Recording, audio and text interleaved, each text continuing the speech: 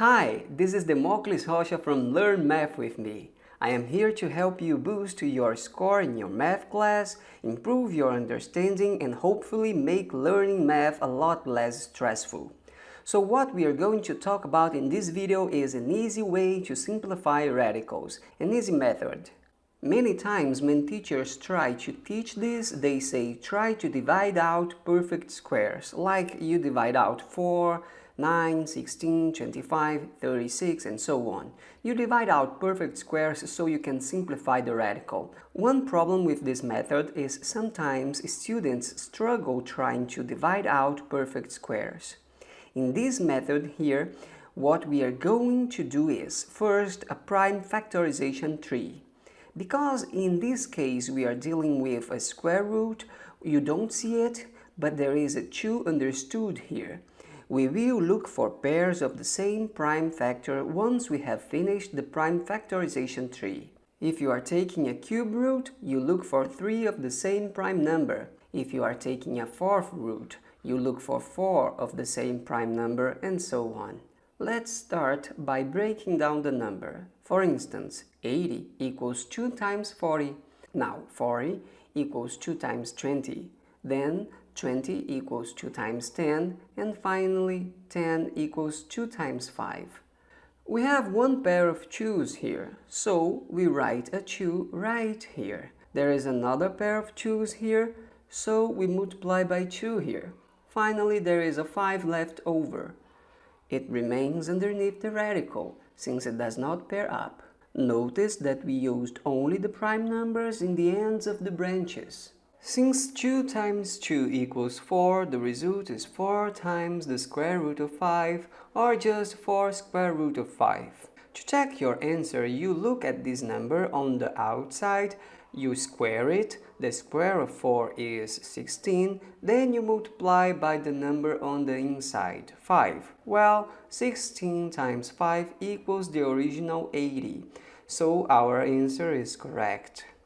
Now let's take a look at another example.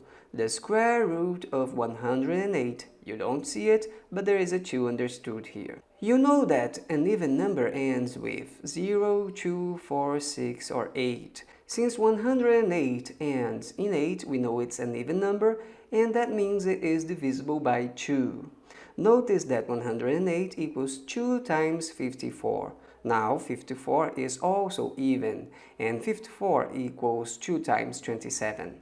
Now, 27 is not even, but it is divisible by 3. You know that 3 times 9 equals 27, and finally 9 equals to 3 times 3. We have a pair of 2's here. I write 2 right here. 2 times, well, we have a pair of 3 here, so I write 3 right here. But there is a 3 left over, so I write 3 underneath the radical. Since 2 times 3 equals 6, our final answer is 6 square root of 3. If you want to check, notice that the square of 6 is 36, and 36 multiplied by what is on the inside, well, 36 times 3 equals 108. And that is what we had in the beginning. So our answer is correct. Now we have a cube root. So when we finish the prime factorization tree, we look for 3 of the same prime number in the ends of the branches. We see that 240 is even, and it is 2 times 120. Now 120 is also even, and it is 2 times 60.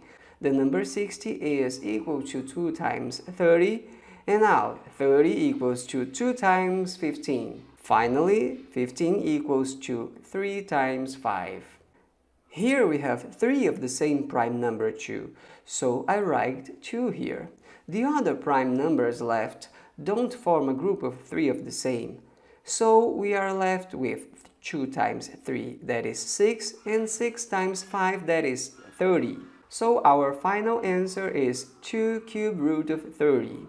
Notice that the cube of 2 is 8, and 8 times what is on the inside is 8 times 30, and that is equal to 240. That is what we had in the beginning, so our result is correct. Practice makes perfect. If you want to keep practicing, you can simplify the square root of 48, the square root of 72, and the cube root of 96. I will leave a link to a video with an explanation for these in the description below. If this video was somehow helpful to you, leave a comment with a smiley face. I will be happy to see it.